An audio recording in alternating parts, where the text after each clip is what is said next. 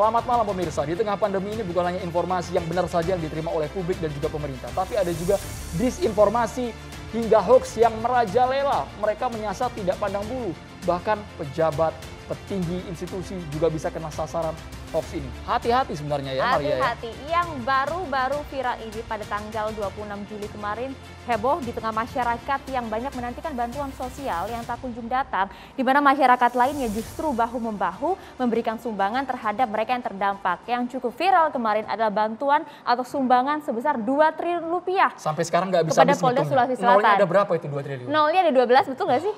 Sudah pernah lihat, Andro? Belum pernah lihat. Itu seberapa besar jumlah uangnya ya Maria ya? Pertanyaan sudah cair belum? Nah, sampai sekarang masih tanda tanya uang itu ada atau enggak? Itu halusinasi atau memang ada wujudnya?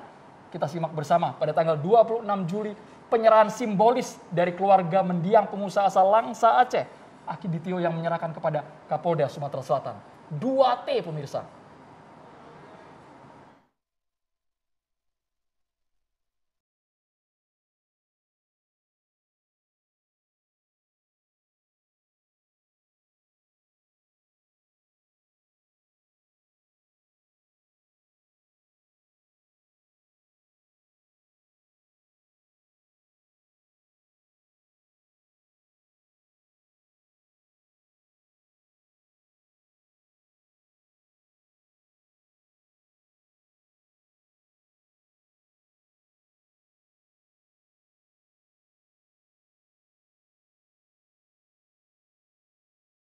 Lihat sumbangan sebesar ini terpukau nggak? Tadi ada Gubernur Sumsel, ada juga Kapolda. Ya jelas 2 triliun ada orang yang kemudian memberikan cuma-cuma terhadap kondisi pandemi COVID-19 dengan jumlah yang besar. Tapi kemudian mungkin masyarakat terlena ya dengan terpukau tadi, dengan besarnya sumbangan kapan kami dapat orang-orang yang terdampak, Maria. Jadi kemudian tidak bertanya-tanya sebenarnya bagaimana proses pemberian bantuannya, sumbangannya melalui apa. Bahkan kalau kita lihat sebenarnya pernyataan dari pihak kepolisian, Polda Sumsel maupun pihak kepolisian lainnya ada perbedaan statement, Andro. Kok bisa? Awalnya sempat ada menggiring hingga ke tersangka keluarganya. Kemudian diralat, uangnya ternyata belum cair. Yang benar yang mana ini? Kita lihat bersama.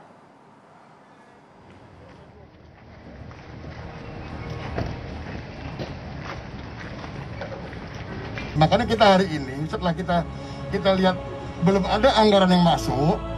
Ya, dari Surabaya event seperti yang terjadi tidak ada prank, tidak ada prank. Tidak ada prank, berarti tidak ada hoax juga. Boleh tegaskan lagi Pak. Ya, jadi sampai dengan saat ini kita tidak bisa menyampaikan prank tidak. Kenapa?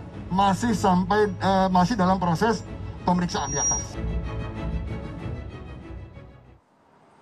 Nah, baru-baru ini Kabid Humas Polda Sulawesi Selatan tadi, Sumatera Selatan baru saja kemudian mengklarifikasi pada malam hari ini bahwa sudah mendapatkan konfirmasi dari pihak bank, ternyata memang saldonya tidak cukup. Ini yang membuat kita bingung. Ungkapannya sudah viral, bahkan ada bilet giro yang mencantumkan 2 triliun itu juga viral. Ternyata diralat malam hari ini. Kita simak bersama berikut ini. Perlu kita sampaikan bahwa update data terakhir hari ini tadi kita mencoba untuk mencairkan bilet giro yang diberikan oleh saudari Haryanti ya melalui Bank Mandiri, di mana hasil daripada pencairan bilet giro tadi pada pukul 15.00 kita ambil waktu terakhir bank buka, kita mendapatkan validasi atau keterangan dari Bank Mandiri. Hasil dari validasi Bank Mandiri dinyatakan bahwa saldo yang ada di rekening bilet giro tersebut itu tidak mencukupi. Langsung saja Maria, kita kenalkan para narasumber. Kita kenalkan narasumber kita yang sudah hadir di meja catatan demokrasi. Ada Bang Arya Sinulinga, juru bicara Menteri BUMN. Selamat malam Bang Arya, sehat malam hari ini? Sehat. Alhamdulillah sehat. Dan juga sudah ada Prof. Herli Subiakto, selaku Guru Besar Komunikasi dari Universitas Erlangga. Selamat malam, Prof. Assalamualaikum, selamat malam. Dr. Eva Sri Diana merupakan Ketua Dokter Indonesia Bersatu. Terima kasih banyak sudah hadir. Bisa digunakan mic-nya. Kita sekalian cek audio kepada para narasumber. Sehat, Dr. Eva? Sehat, insya Allah. Alhamdulillah. Dan juga analis kebijakan publik, ya. Bang Said Didu. Assalamualaikum, selamat malam. Waalaikumsalam. Sehat semua. Alhamdulillah sehat. Bang Said Didu, tadi kami sudah tampilkan ada pernyataan terbaru dari pihak kepolisian. Saldonya nggak cukup 2 triliun itu. Padahal ditunggu oleh masyarakat yang terdampak COVID-19. Bagaimana bisa, Bang Said Didu? Saya sih terus terang kecewa benar. Bagaimana tidak kecewa penegak hukum yang harusnya lengkap sekali mengetahui menjadi tuan rumah hoax besar. Tuan rumah hoax besar. Jadi ini bahaya sekali di negara kita seperti ini. Jadi saya tidak terlalu menyalahkan siapa tahu keluarga Akidi Tio ini, siapa tahu orangnya stres sehingga mencari sesuatu yang ini akhirnya, tapi kok nggak diteliti gitu. Nah itu logika ini. Anda yakin sekali ini adalah hoax? Kan masih ada kendala teknis, bisa jadi 1-2 hari lagi cair, Bang Said. Dan sudah dijanjikan juga oleh pihak keluarga. Saya nggak yakin bahwa ini begini. Saya puluhan orang yang menyampaikan hal yang sama, punya uang di sini bisa dicairkan, bisa dimacamkan. Itu begitu kejadiannya dan dari dulu begitu. Jadi saya yang kedua, saya terus terang bukan hoaxnya yang saya pertanyakan adalah ada pihak yang menggoreng hoax ini menjadi memecah belah bangsa. Itu sedih sekali saya. Karena sudah dinyatakan, terbuka menyatakan, ini menyebutkan unsur SARA di dalamnya. Mengeritik ulama yang menyumbang ke Palestina, menyeritik umat Islam, menyeritik pribumi. Nah ini kan menurut saya udah di luar dari konteks itu. Jadi memang ada pihak yang sudah, itu yang saya sayangkan, ini menyebabkan pemecah belah bangsa hanya karena hoax seperti ini gitu. Nah, ini yang saya sedihkan. Tapi saya ingin mengatakan, kita ini sudah terbiasa dengan hoax sebenarnya. Ya nanti Prof Hendru Subiakto, kalau saya salah dikoreksi karena saya memang bukan ahli komunikasi. Nah, hoax ini kan kalau dulu definisinya paham adalah menyatakan sesuatu yang tidak sesuai dengan fakta. Itu kan kira-kira prinsipnya kan. Fakta adalah ada dua kemungkinan. Memang faktanya belum ada atau memang dia membelokkan dari fakta. Kira-kira begitu kan. Nah kalau faktanya belum ada itu bukan hoax. Umpamanya saya menyatakan begini. Saya akan meneliti ini menemukan sesuatu. Kan enggak, faktanya saya setuju. Itu bukan hoax. Nah saya bilang kita masih ingat dulu hoax. Ingat nggak bahwa ada emas dibawa Istana Batu Tulis sekian ton, ya kan? Para elit bahkan juga itu menteri agama loh, bukan menteri agama yang menyatakan itu hoax besar. Ingat hoax dulu tambang emas Busang di Kalimantan Timur, itu hoax juga gitu kan. Nah, tapi saya mohon maaf saya katakan hoax setelah reformasi itu induk hoax itu adalah mobil SMK, itulah induknya hoax. Karena mobil SMK kan ada wujudnya, Wujudnya Bang. ada, Bang, dipakai Jelas, juga bahkan. Bukan hoax, di mana wujudnya?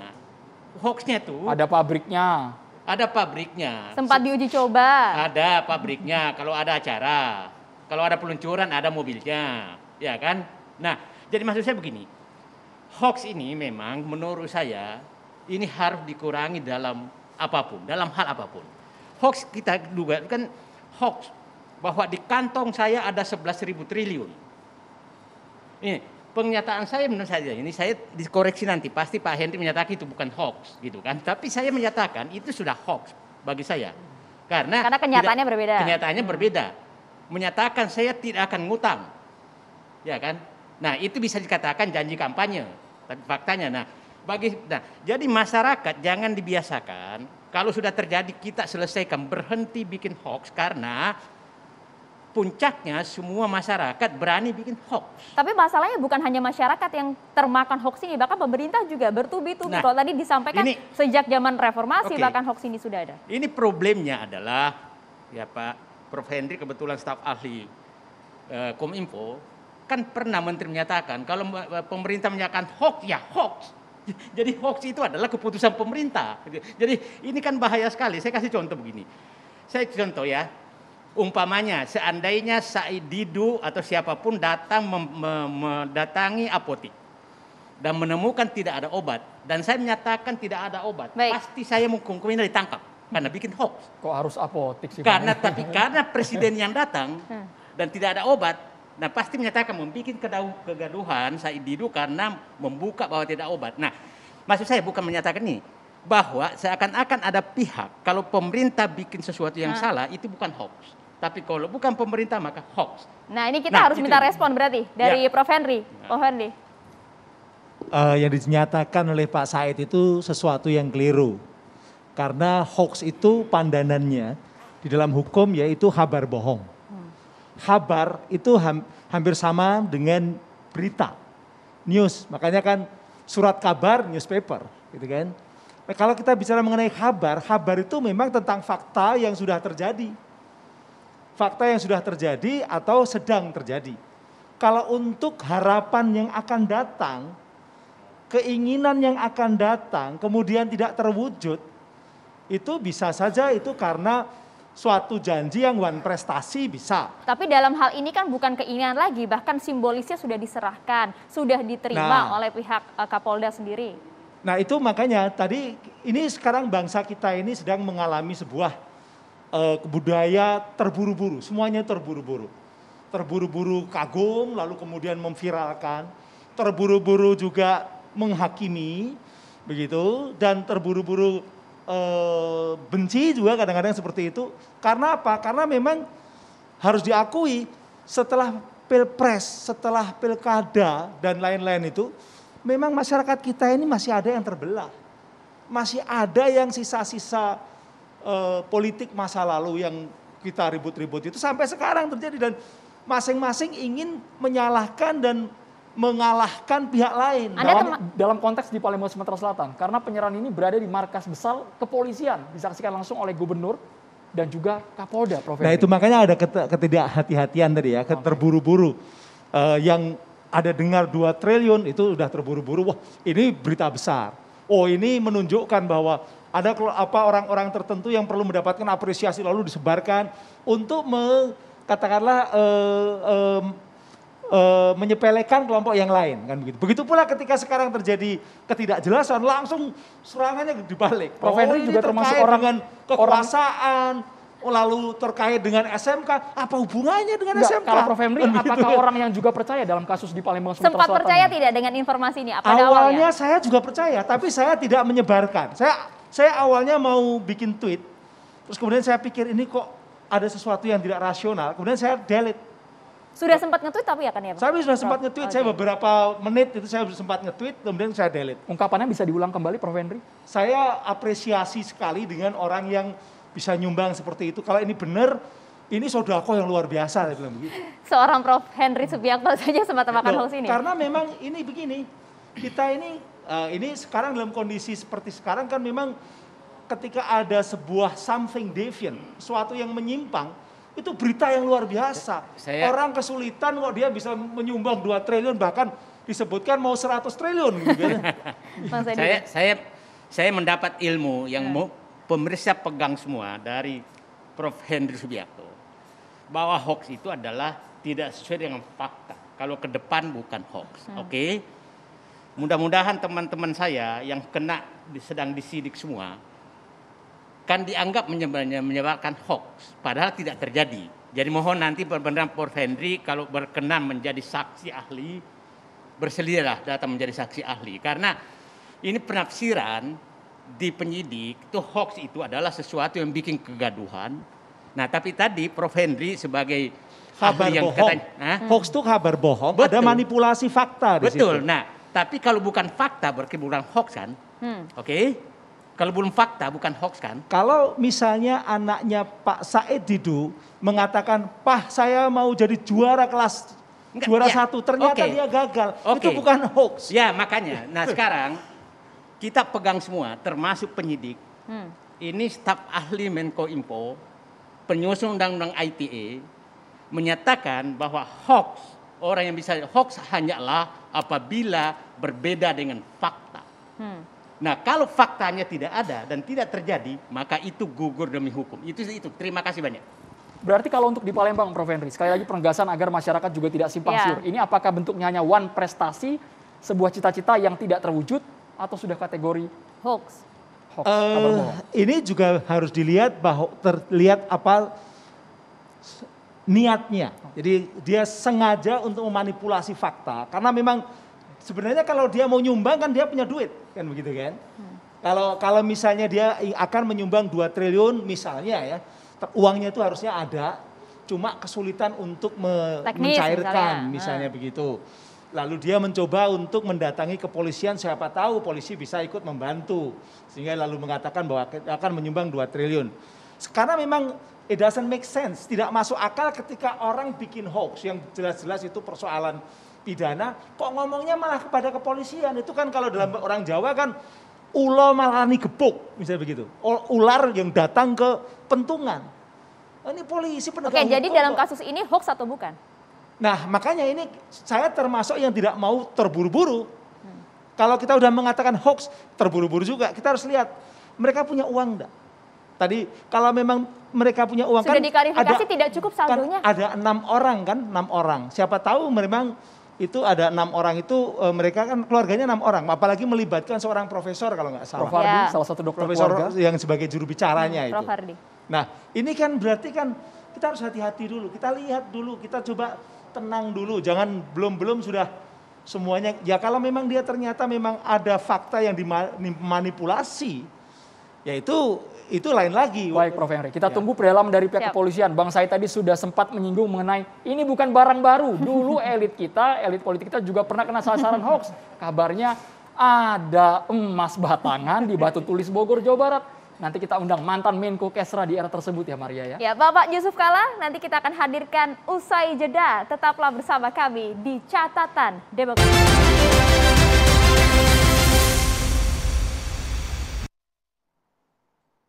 Kami sampaikan bahwa ini berawal pada tanggal 23 Juli. Itu dokter pribadinya Ibu Bapak Akiditio, ya Profesor Dr. Hardi Darmawan, itu menyampaikan kepada Bapak Eko. Jadi perlu kami garis bawahi, Pak, bahwa pemberian ini bukan kepada Bapak Kapolda, tetapi kepada perorangan Bapak Eko Indra Heri yang kebetulan beliau selaku Kapolda Sumatera Selatan. Nah di kita, Mbak, di Polda Sumsel terutama, terkait COVID ini sudah cukup banyak bantuan yang kita terima dari baik itu perorangan maupun dari kelompok. Sehingga Pak Eko selaku Kapolda, yang tadi selaku Kapolda, menyambut baik niat dari seseorang yang punya niat baik untuk membantu khususnya di wilayah Sumatera Selatan untuk memberikan bantuan kepada kita. Karena ini sifatnya pribadi, beliau mengundang beberapa pejabat daerah yang ada di Sumatera Selatan, termasuk Bapak Gubernur, kemudian Pak Dandrem, kemudian Kepala Dinas Kesehatan karena terkait dengan COVID. Kenapa?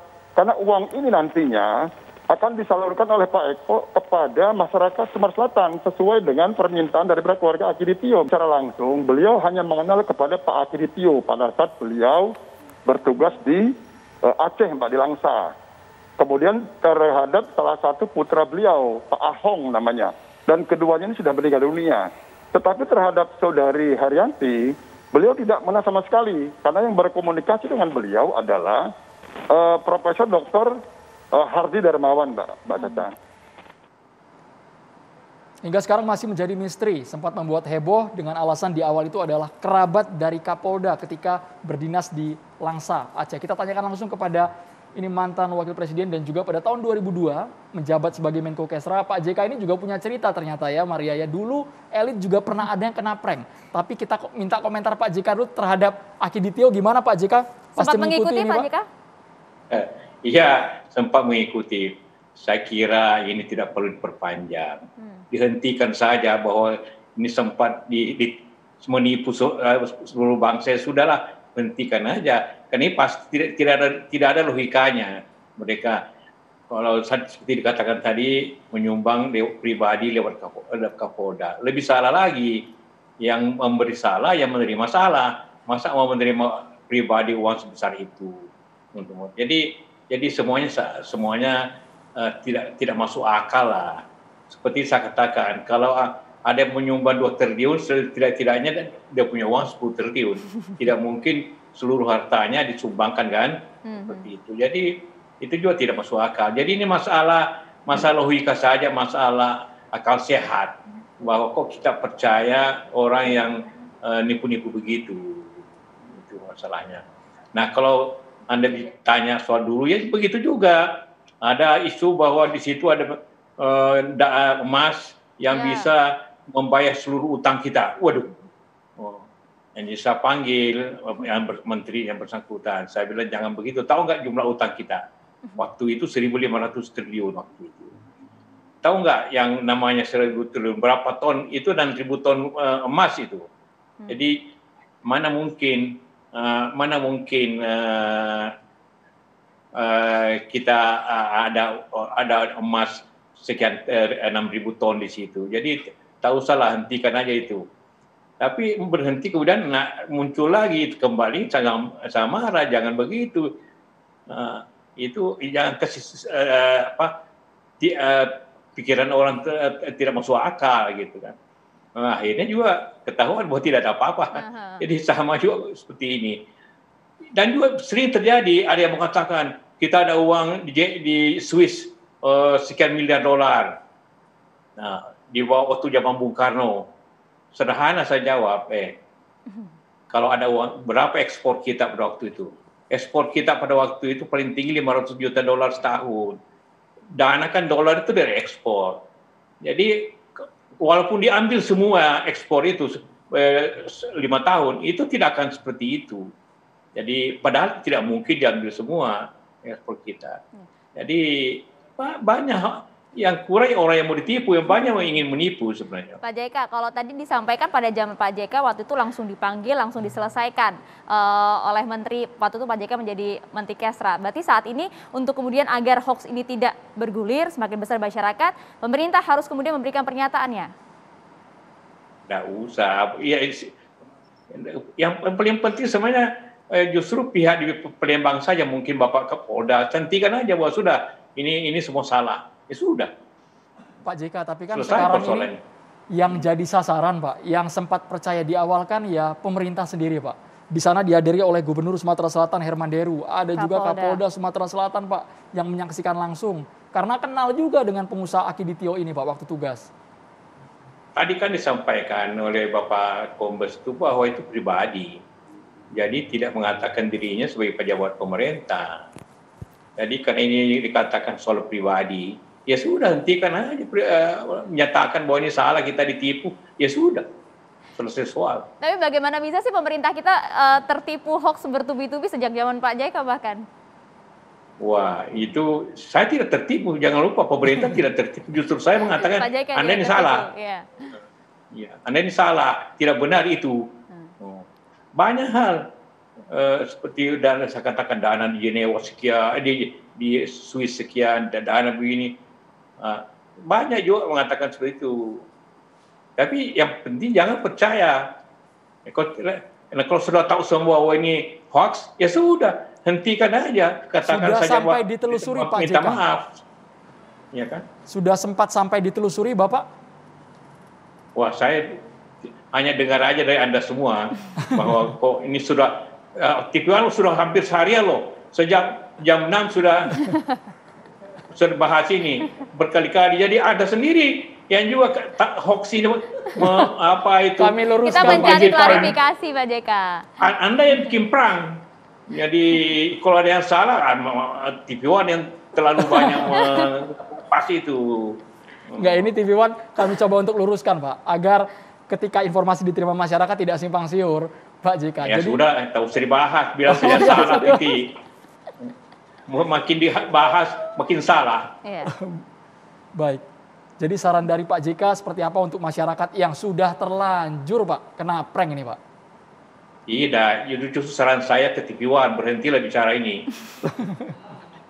Karena kalau kita lihat hoax soal COVID-19 ini kan tidak hanya ini saja, Pak JK. Beberapa waktu lalu misalnya Dr. Lewis yang sempat menyampaikan beberapa hoax bahkan atau klarifikasinya terkait dengan obat-obatan COVID-19 yang bahkan banyak juga masyarakat kita yang percaya begitu.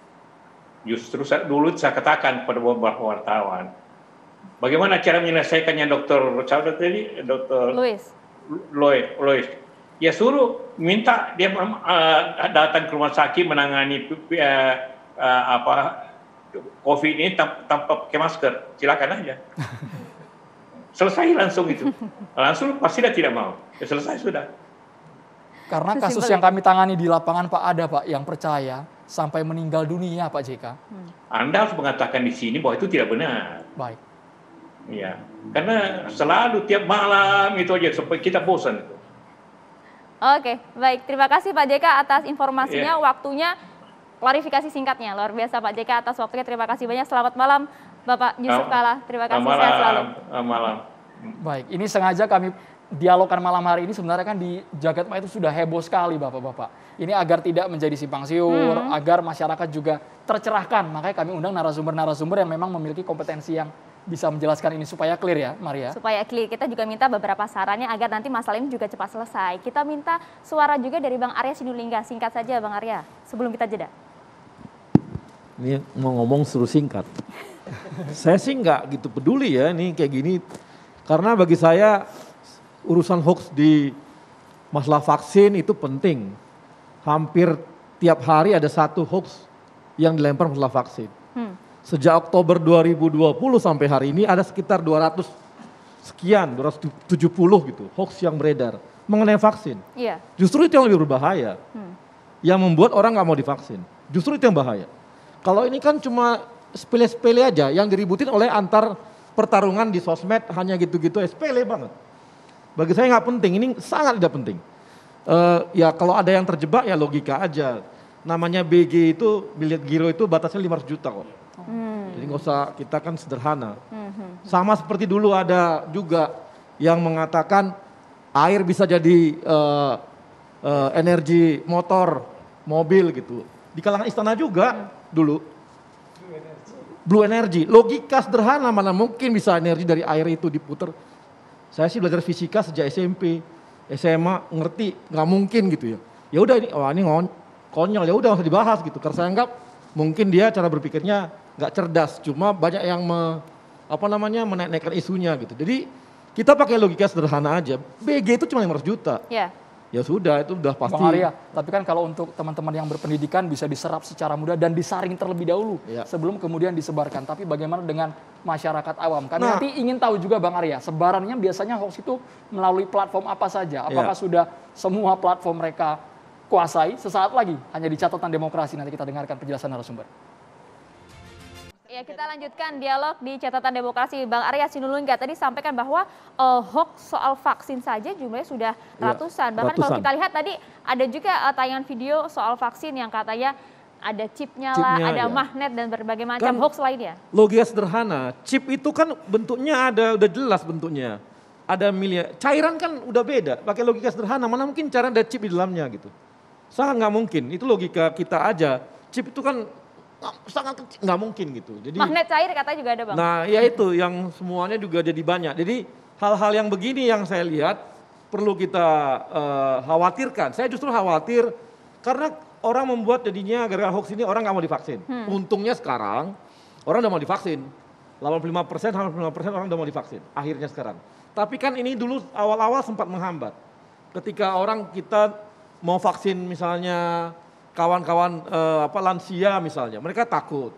Akhirnya kan itu kita agak lambat tuh lansia kemarin untuk vaksinasi. Itu adalah karena hoax-hoax yang menyebar. Makanya kita upaya terus. Jadi sama seperti PPKM. PPKM aja kemarin baru 1 bulan, baru berapa minggu nih? 3 minggu. PPKM itu sudah mencapai hampir 48 hoax.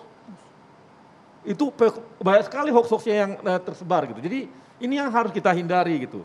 Sama ya kalau masa lalu sih banyak lah, mungkin abang juga tahu ada tadi Blue Energy, ada Gunung Padang dibilang piramid apa, ya gitu-gitulah.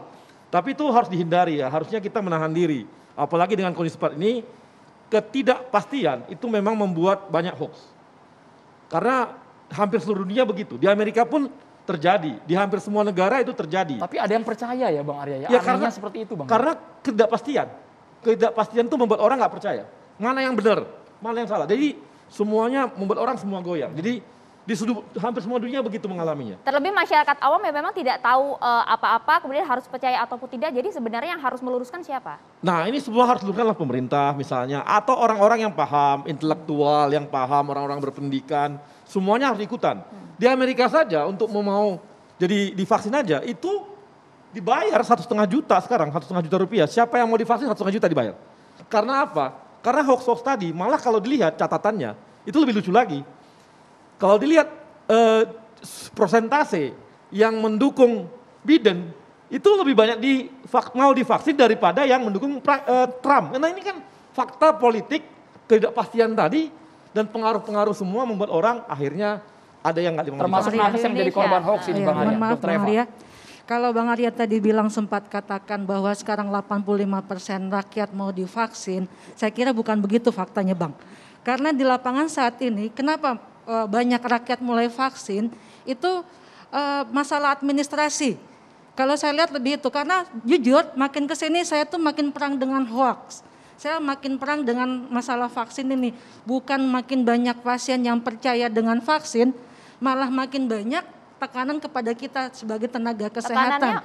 Mereka merasa bahwa kebijakan ini sesuatu yang dipaksakan, masyarakat ditakut-takuti. Kemenkes dengan jelas mengatakan bahwa rakyat tidak wajib vaksin.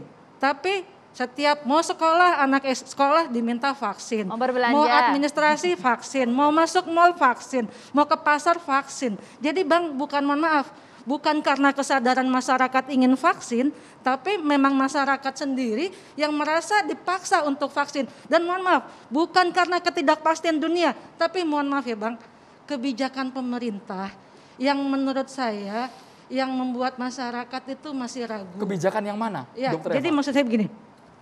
Kekecewaan masyarakat terhadap kebijakan pemerintah membuat masyarakat itu jadi mungkin sebenarnya bukan urusannya vaksin dan segala macam. Misalnya PPKM, masalah bansos dan selain-lain itu membuat masyarakat kecewa. Akhirnya mereka merasa tidak senang. Jadi apapun tindakan pemerintah, sebenarnya vaksin itu kan bagus, ya kan?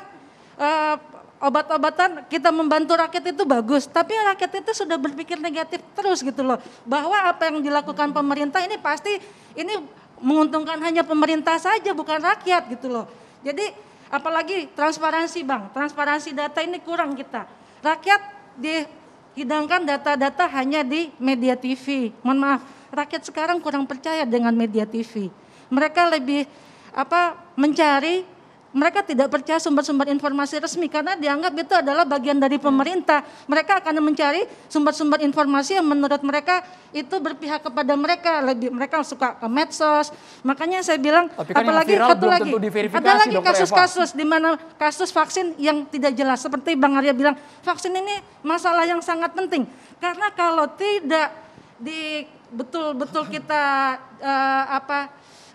antisipasi betul-betul kita lakukan dengan baik, ini akan menyebabkan orang akan menolak vaksin. Banyak kasus ada ya kasus-kasus mereka, contohnya di Durensawit, Puskesmas Durensawit, ada kasus pasien yang meninggal setelah divaksin AstraZeneca. Itu keluarga bertanya ke sana kemari gitu loh. Tidak ada pemerintah, cuma ada dikasih tahu mereka dilakukan katanya. Bang Arya langsung harus dijawab ini Bang. Dikasih ini hasil visum, tapi keluarga tidak mengerti itu hasil visum itu apa. Realnya di lapangan seperti itu. Jadi pasien ini mencari-cari sumber informasi, bertanya di medsos, masuk ke podcast, dan itu tidak ada jawaban saat ini. Mereka bertanya kepada saya, bertanya kepada dokter-dokter, bagaimana kita bisa menjelaskan karena itu bukan buat konsumsi publik. Saya nggak mau pakai perasaan, saya nggak mau apa yang saya hadapi di lapangan belum tentu itu semua keseluruhan. Ya, kita nggak bisa mengatakan bahwa apa yang saya lihat itulah yang berlaku. Gitu ya. Nanti kalau saya ke kampung saya, nanti saya tanya satu persatu mau semua divaksin.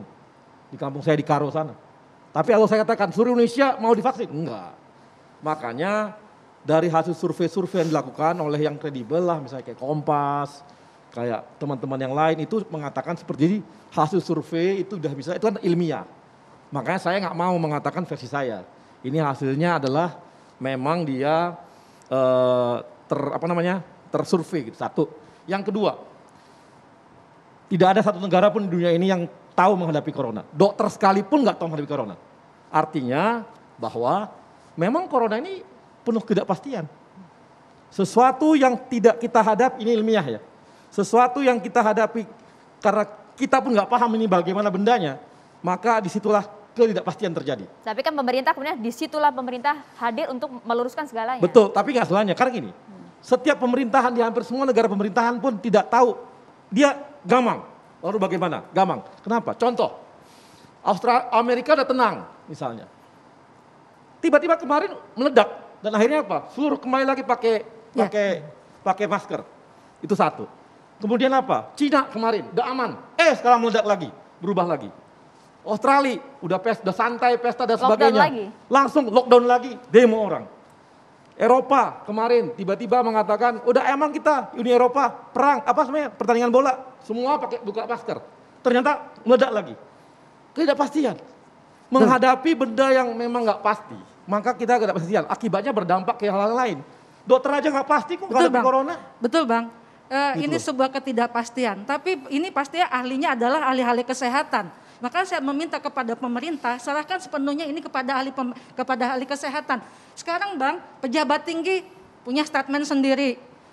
Artis punya statement sendiri, public figure, semua rakyat kecil juga. Mereka udah jadi dokter sendiri, jadi pakar sendiri, jadi jaksa sendiri, bahkan jadi wartawan sendiri Bang. Mereka bikin sendiri, ini obat salah, menjas sendiri. Ini obat salah, viral. Ini ada lagi public figure bilang, saya terapi ini waktu sakit COVID, terus disebar. Tiba-tiba pasien datang ke saya mau terapi kayak gitu. Nah itu Bang, saya berharap pemerintah, mungkin kalau masalah COVID bukan urusan pemerintah ya, maksudnya menghadapi pasiennya. Tapi untuk mengendalikan isu-isu ini, hoak-hoak ini, saya berharap kepada pemerintah penuh, mereka tolong selesaikan hoak ini. Karena hoak ini menyangkut jutaan nyawa manusia Bang, ini bukan hal yang sembarangan.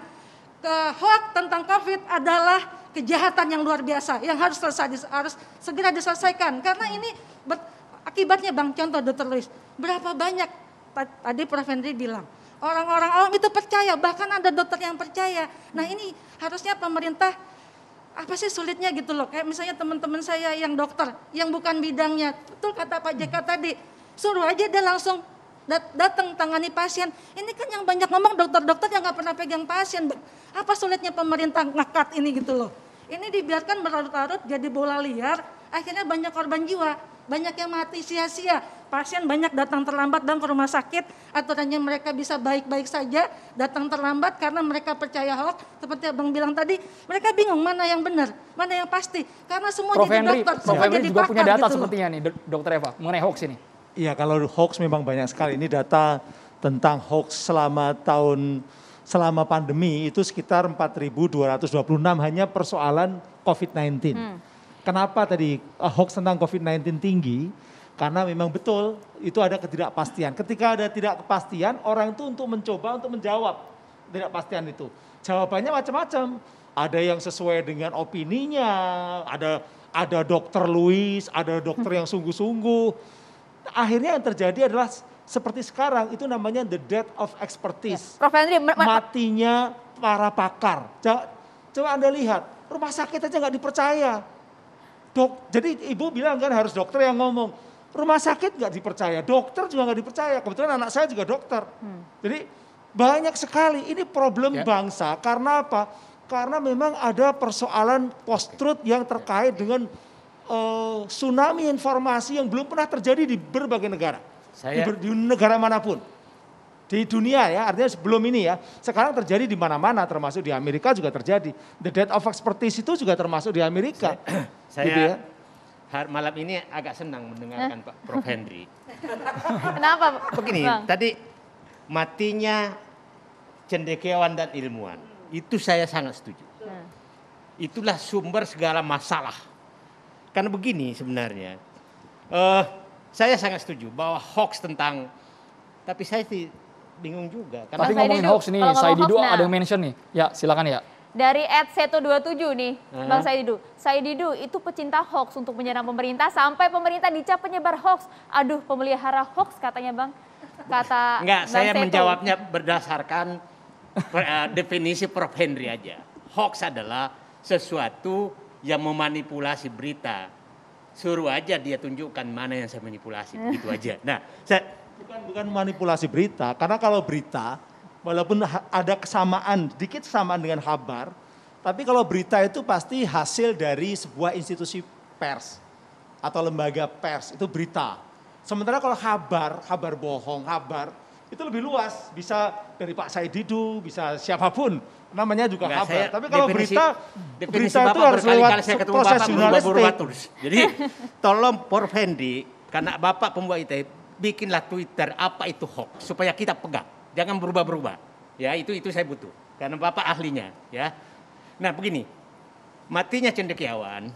Begini, Pak. Ini bahaya sekali karena saya berharap betul tadi saya pikir Pak Bung Arya menyampaikan satulah juru bicara atau satu kelompok 10 orang juru bicara tentang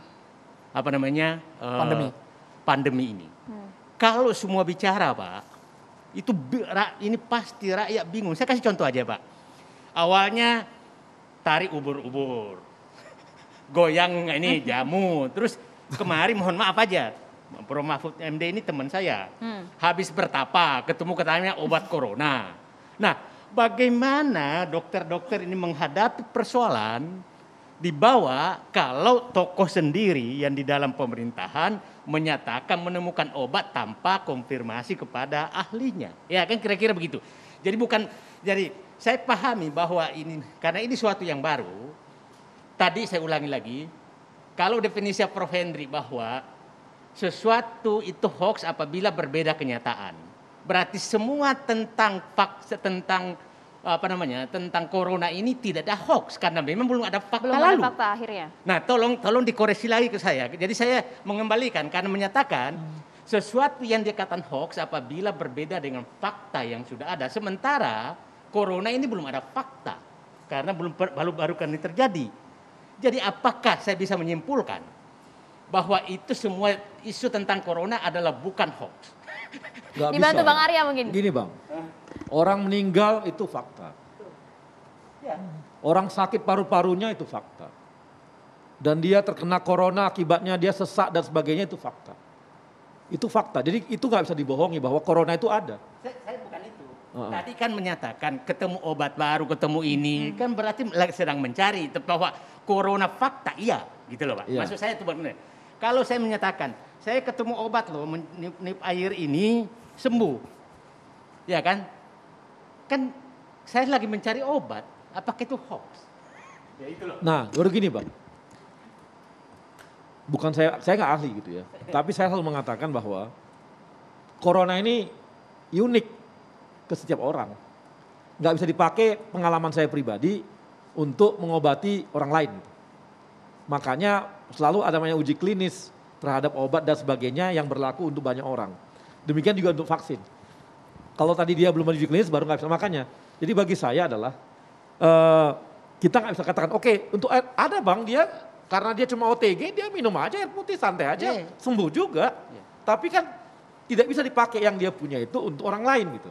Nah jadi tapi kan sudah terbukti juga ada berapa obat yang bisa dijadikan obat terapi. Ya itu jadi karena sudah diuji klinis. Makanya para pakar-pakar itu yang kita tunggu juga semua untuk mengeluarkan fakta-fakta itu. Jadi saya kembali lagi Bang, saya sepakat bahwa ini sebenarnya adalah saatnya semua artinya yang berilmiah lah ya. Itu yang bicara. Betul. Gitu ya. Setuju. Itu yang bisa menyampaikan. Tadi aku mau juga Bang, sebenarnya kayak Profesor Mahfud tuh dia cuma ngomong gini Bang. Enggak, ini luruskan. Ada orang datang ke saya, dia bilang dia bertapa, dia dapat obat, dia bilang gitu. Nah, dia bercerita, maaf nih, ada media nulis yang bagian bertapanya aja gitu loh, jadi nggak full gitu. Tidak utuh, hanya potongan saja ya Bang. Potongan, tadi kan itu diomongin sama Bang Mahfud, jadi kadang-kadang ya heboh lah ya. Itulah maksud saya, seperti itu nggak usahlah bicara gitu loh, daripada rakyat ini bingung Pak. Begini Pak, ini keluarga saya banyak kena. Orang pada saat kena itu dia bilang kau makan tiang listrik dia makan juga itu. Karena saking tegangnya. Jadi tolonglah. Jadi titip lewat ini tolonglah sampai yang ke dalam. Hanya ilmiah yang bicara. Jadi harus ada instruksi langsung dari presiden gitu, Bang Said. Ya, Bang, saya kira memang penting ya pemerintah membuat aturan. Jangan boleh ada yang bicara kalau memang bukan bidangnya. Ini selama ini banyak yang lompat pagar Bang. Ya kan? Dan itu betul kata Bang Said Didu bilang. Teman saya sendiri dokter paru, sakit. Terus tiba-tiba saya tanya, kamu apa? Minum minyak kayu putih. Lah kan kamu tahu itu buat obat luar. Tahu nggak kamu, kalau kita udah kena COVID, pikiran normal kita hilang. akal sehat hilang. Apa aja kata orang kita kerjain gitu loh. Jadi mohon Bang Kepada kepada orang ilmiah pemerintah ya. berikan Begini Bu, bikin batasan Prof. kalau kita melarang orang bicara, padahal kita ini Prof, mohon maaf Prof. Melarang bicara itu memang beda. Misalnya kayak saya ini misalnya saya ahli paru. Kalau saya bicara tentang paru, tentang COVID itu saya memang ahlinya. Kalau dia tukang minyak disuruh ngomong COVID terus kita nggak boleh bilang itu. Dia tadi kayak Pak Bidu bilang, saya minum air putih. Ini belum hoak karena menurut dia ini obatnya gitu kan. Betul pada kata Bang Arya tadi, orang minum air putih ya sembuh, orang dia memang OTG cuma kan. Nah kalau kayak gini dibiarin nggak bisa dong Prof, beda. Demokrasi itu beda, bukan demokrasi masalah terapi. Silahkan berpendapat apapun, tapi jangan masalah obat. Obat adalah biarkan ahlinya yang bicara. Prof. Henry. Ya, tetapi begini, orang itu memiliki pengalaman masing-masing. Tadi ada orang yang merasa sehat karena biasa pakai empon-pon. Lalu dia mengatakan resep untuk sehat pakai empon-pon, misalnya begitu. Dan dia juga boleh-boleh saja. Walaupun mungkin dokter mengatakan itu nggak ilmiah, itu faktanya nggak seperti itu. Tapi kalau kayak gitu terus Prof nggak bakalan selesai kasus di Indonesia. Perlu ada orang-orang yang kredibel itu sana, beda Prof. Oke Kalau lah, itu boleh. nggak selesai. Boleh, tapi janganlah difasilitasi Nah, oleh jangan pemerintah atau oknum pemerintah. Atau malah dibiarkan menyebar luas, Prof. Bang Said. Walaupun tidak dikasih fasilitas pun, namanya media massa ini menyebar. Maksud saya gini, ada orang yang bilang, ini oseltamivir ini obat setan katanya. Beredar tuh kemana-mana videonya. Baik, kalau tidak ada kredibilitas jangan diberikan ruang di media massa, Dr. Eva, Bapak-Bapak, kita harus tidak dulu sesaat lagi. Hanya di catatan demokrasi pemirsa. Demokrasi. Ditahan dulu, kalem dulu Dr. Eva. Prof. Henry, sesaat lagi kita akan berikan durasi untuk Bapak dan juga Ibu. Salah satu cuplikan dari Dr. Louis yang sempat viral di kanal YouTube bahkan mengatakan ketika vitamin C bisa dikonsumsi per jam untuk 1 gram. Dan ini ada saja yang menjadi korban, Maria. Yang mempraktekkan dan kemudian menjadi korban. Kita lihat dulu pemirsa cuplikan berikut ini. Kalau udah ngerasa sesak, demam, batuk, pilek, itu jangan termakan propaganda bahwa saya kena corona. Nah, yang jadi jebakan maut, kalau ketakutan kemudian minta dicek swab inilah, pasti dikasih obat beracun itu. Terus kemudian saturasi O2 menurun gara-gara pemberian obat ini.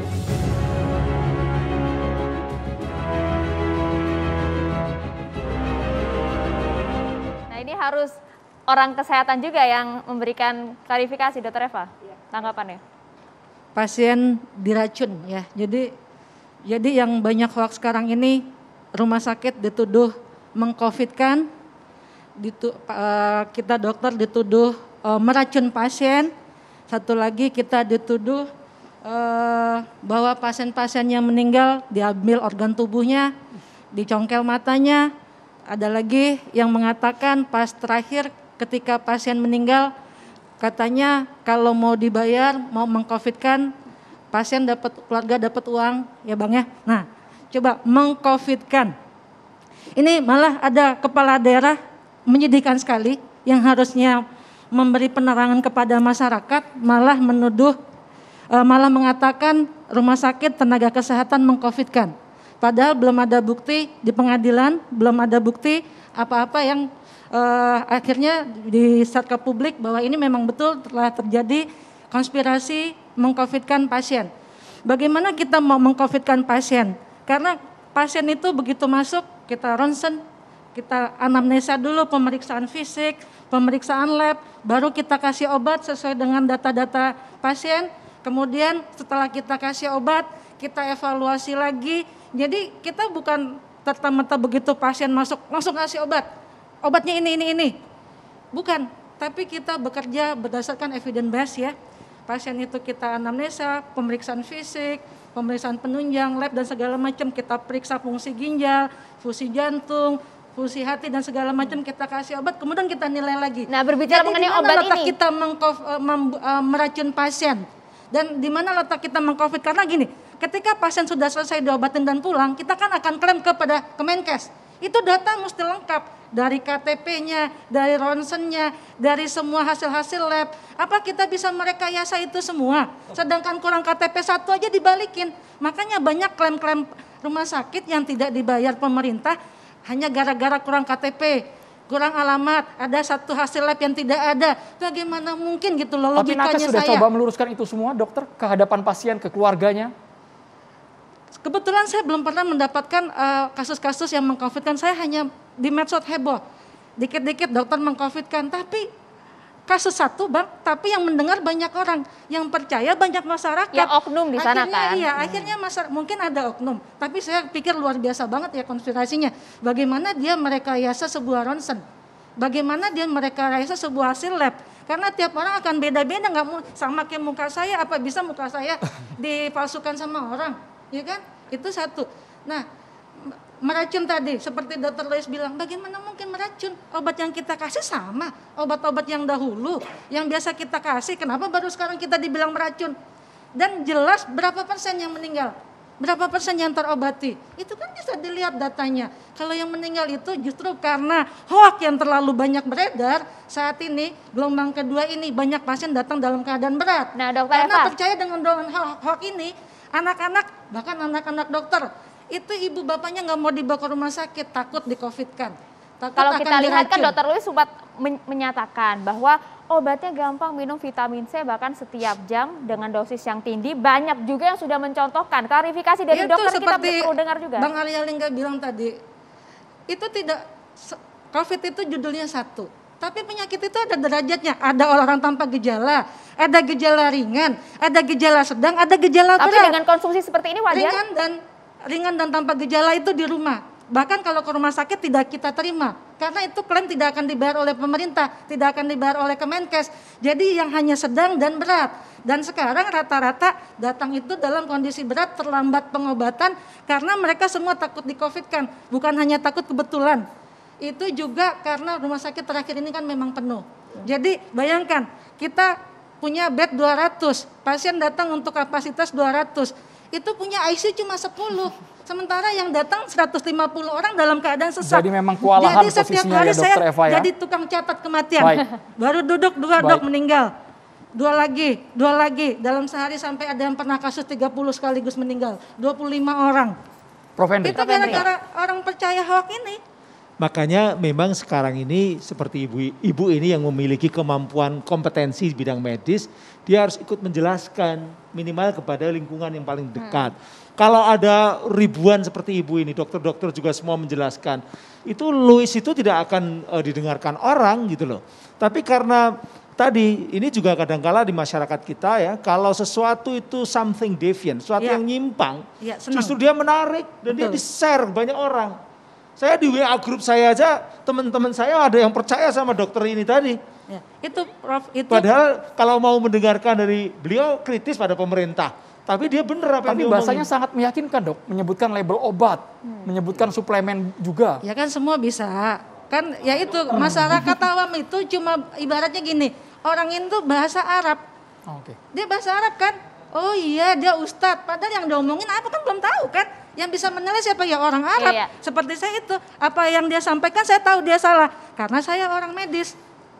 Gitu loh. Dokter Eva kita tahan dulu karena juga banyak ini masyarakat yang kemudian menyuarakan suaranya melalui Twitter kami. Ada juga dari @lukman A1518. Apakah hoax yang pernah bilang ada uang 11.000 triliun di luar negeri yang mau diambil ini juga hoax tidak sih Bang Said Didu? Saya ingin menyatakan tadi saya betul-betul berharap Terlalu Prof. banyak Henry hoax soalnya. menyampaikan apa itu hoax sebenarnya. Karena begini, sekarang semua buzzer, apapun yang saya kemukakan pasti hoax. Bukan lagi menyatakan substansinya, tapi orangnya. Pagi-pagi itu saya foto kopiah saya warna hitam. Dan pasti buzzer menyatakan nih hoax. Karena bukan lagi memandang apa. Nah, saya kasih data pun itu hoax. Nah, bagi saya dengan definisi tadi dikatakan bahwa 11.000 triliun itu hoax. Saya menyatakan dengan definisi ini pasti dua. Ada menyatakan itu adalah harapan. Ada 11.000 triliun. Kan itu kan kita tahu siapa yang menyampaikan. Tapi bagi orang yang menyatakan bahwa itu hoax karena tidak sesuai dengan faktanya, itu menyatakan hoax. Kalau saya ditanya itu hoax, saya menyatakan itu hoax. Bukan mengada-ngada berarti ya? Karena pemahaman saya hoax adalah menyampaikan sesuatu yang sebenarnya tidak seperti itu. Tidak terjadi. Tidak seperti itu. Nah kalau Pak Prof. Henry kan tidak sesuai dengan tidak terjadi. Nah, Jadi 11.000 triliun itu di mana? Siapa yang pegang? Gitu kan? Nah, atau orang ini ada menyampaikan hoax ke dia. Jadi juru bicara hoax. Bang Arya, agar hoax ini bisa kita berantas juga, Bang. Menanggapi yang Bang Said tadi. Ya, cara memberantas hoax adalah gunakan akal sehat. Gunakan akal sehat kita dan jangan lagi memelihara buzzer-buzzer yang tidak punya akal. Kenapa saya tidak punya akal? Baik, Bang Arya. Akunnya itu kadang-kadang 100 akun seragam. Seragam suaranya. Kita klarifikasi. Gitu. Bang Arya. Gini, yang 11.000 lah misalnya ya, itu sebenarnya karena ada dana memang di luar negeri yang memang berputar dan sebagainya. Makanya kita lakukan salah satunya adalah dengan tax amnesty. Maka diharapkan dengan seperti itu, maka dana itu akan masuk. Oke. Jadi logika itu yang dibangun, yang ada sebenarnya yang terjadi gitu. Tapi saya sih detailnya nggak gitu paham, gitu ya, nggak gitu paham. Tapi yang saya paham bahwa ada usaha pemerintah dulu itu bagaimana menarik dana-dana yang di luar disimpan di luar, maka mereka dikasih dengan tax amnesty. Saat ini kemudian bagaimana agar berita hoax ini tidak kembali marak, bahkan ribuan tadi data Kominfo? Ini kerja keras kita semua gitu, kerja keras orang-orang yang paham informasi. Makanya kita kan selalu bilang bahwa tolong setiap ada hoax di satu grup WA, kalau kita tahu berikan bantahannya. Itu akan menahan laju hoax. Akan menahan, orang yang tadinya mau menyebar itu akan tertahan. Jadi itu usaha yang paling sederhana yang bisa kita lakukan. Tapi kita juga semua, pemerintah pasti lakukan. Makanya kami tadi udah catat juga, ada sekian ribu yang hoax. Makanya kita sebar nih semua. Oh ini yang hoax, kita beritahu. Pemerintah melakukan itu. Yang tadi 200 sekian itu untuk vaksin. Kami juga stempel hoax. Ini hoax, ini hoax, ini hoax. Hoax kita sebar. seperti apa gitu. Cuma ya tadi problemnya. Kenapa? Karena orang lebih suka dengan sensasi. Kalau yang ternyata ini hoax, dia nggak tertarik untuk menyebarkan. Dia nggak tertarik untuk menyebarkan. Dia lebih tertarik untuk yang sensasi daripada tertarik untuk menyebarkan bahwa itu hoax. Jadi literasi hoax ini penting. Makanya kita rame-rame, ayo kita harus ngajari orang literasi. Baik. Oke, baik. Gitu. Yang namanya hoax sepakat harus kita perangi. Bapak-bapak kita harus jeda terlebih dahulu. Sesaat lagi catatan demokrasi akan segera kembali pemirsa. Bang Arya, ini ada pertanyaan dari Wisnu Widayat, masyarakat yang bertanya apakah benar di daerah itu stok vaksin sudah habis, Bang Arya? Mumpung ada Bang Arya di sini. Nggak habis, sampai hari ini ada yang pasti vaksin yang sudah datang mencapai 178 juta. Ya, walaupun ada proses ya, ada yang dalam bulk. Artinya dalam bentuk nanti dia masih bulk, nanti diproses dalam bentuk siap suntik. Ada itu yang Sinovac, ada juga yang sebagian besar AstraZeneca dan sebagainya dan Moderna itu yang siap suntik. Itu udah siap suntik datang. Dan yang sudah ada di lapangan udah cukup besar ya, udah cukup besar. Bentar ya datanya itu biar jangan salah nih. Tapi kan karena kekhawatiran masyarakat stoknya habis di daerah, bahkan masyarakat antusiasmenya tinggi tapi ternyata kesulitan juga dapat vaksin. Jadi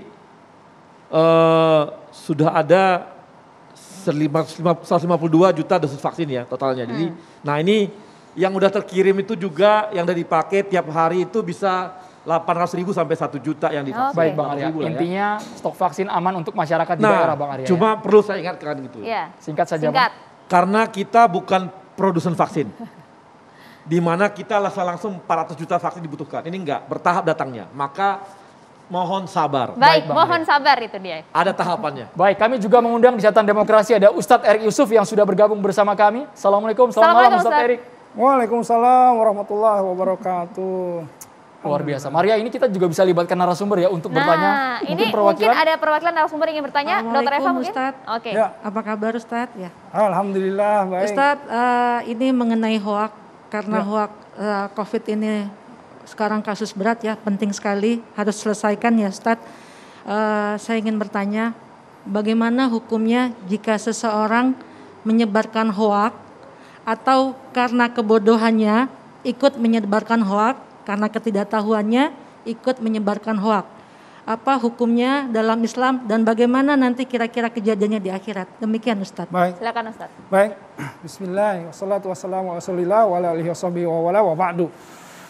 Mengenai permasalahan hoax tadi, kalau kita lihat ya hadis ifki atau misalnya al-ifku itu, ini lebih parah ya, lebih jahat menurut para ulama dari al-kitsbu. Artinya misalnya al-ifku itu kan kabar dusta yang dampaknya lebih luas daripada menipu atau berbohong orang per orang.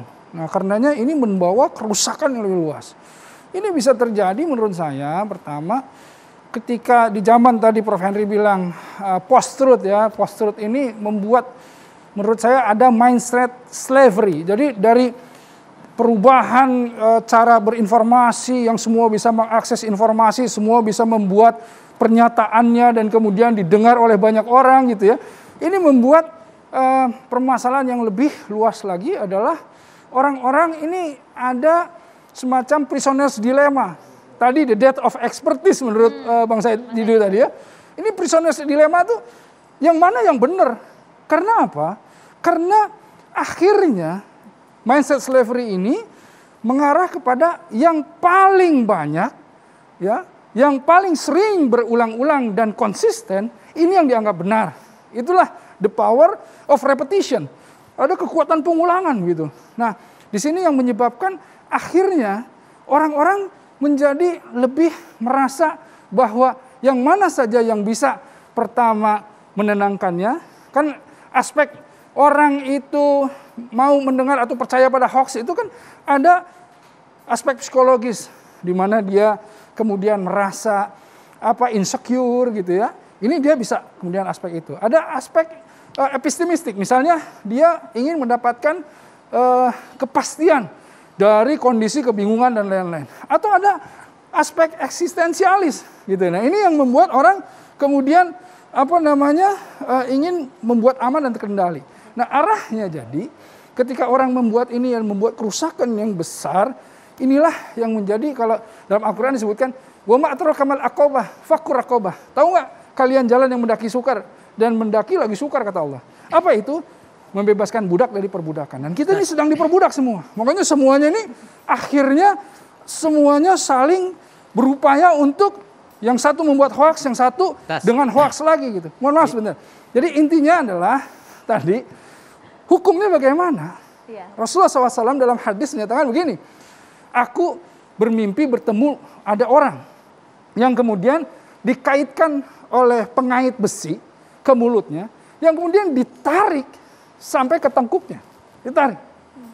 Nah, kemudian menurut Rasulullah, tahu nggak siapa orang itu? Orang itu adalah seorang pendusta yang menebarkan dustanya itu kepada banyak orang. Jadi membuat kerusakan yang besar. Nah, itu hukumnya ketika dia masuk ke dalam kemudian di hari kiamat. Nah, jadi ini benar-benar azab yang besar gitu ya kira-kira. Saya diajari orang tua saya, janganlah berbohong karena bohong itu adalah induk kejahatan. Bohong itu apakah sama dengan hoax menurut? Nah, tadi disebutkan kalau bohong ya, namanya kisbah atau misal kadzib itu, ini berbohong 1-2 orang yang membuat merugi.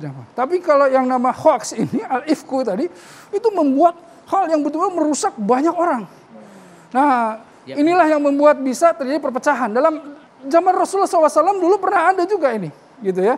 Ketika menebarkan kebohongan tentang Aisyah radhiyallahu anha, gitu. Ini ada hoaxnya dulu, gitu ya. Jadi sampai mengakibatkan rumah tangga Rasulullah SAW juga kemudian berdampak. Kemudian sampai mengakibatkan ada juga perseteruan dari orang-orang muslimin pada saat itu, gitu. Sampai ayat dari surah An-Nur turun untuk menyelesaikan itu. Jadi yang mentabayun langsung Allah dalam kasus Aisyah radhiyallahu anha gitu. Jadi betul-betul kerusakannya dari yang namanya tadi hoax itu lebih besar dari sekedar kebohongan. Berarti orang yang pemimpin janganlah berbohong karena kerusakannya lebih besar. Gitu. Nah, gini. Ini Bang Said itu ya. Begini. Kalau kita lihat ketika siapapun itu yang kemudian membuat kebohongan, dusta yang kemudian dipercayai oleh orang-orang yang banyak, ya tentu kalau pemimpin atau pemerintah sebagai regulator dia mempunyai fasilitas yang lebih besar gitu ya daripada orang-orang pribadi gitu. Nah, mungkin ini yang kemudian kalau kita lihat itu tingkat kerusakannya Nah, ini menjadi dosa jariah. Dosa jariah. Gitu, Terima kasih banyak Ustadz Eri Yusuf, Prof. Henry, Bang Arya, Bang Said, Dr. Eva. Mohon maaf durasi kita sudah habis. Kita harus menutup perjumpaan kita di Catatan Demokrasi. Saya Andromeda Mercury. Saya Maria Sigam, terima kasih kepada seluruh narasumber, Prof. Henry, Bang Arya, Bang Said Didu, yang juga Dr. Eva. Terima kasih. Kita berjumpa lagi di Catatan Demokrasi minggu depan. Sampai jumpa. Sampai jumpa. Prof. Henry tadi mau nanya soal, tapi durasi habis, Maria.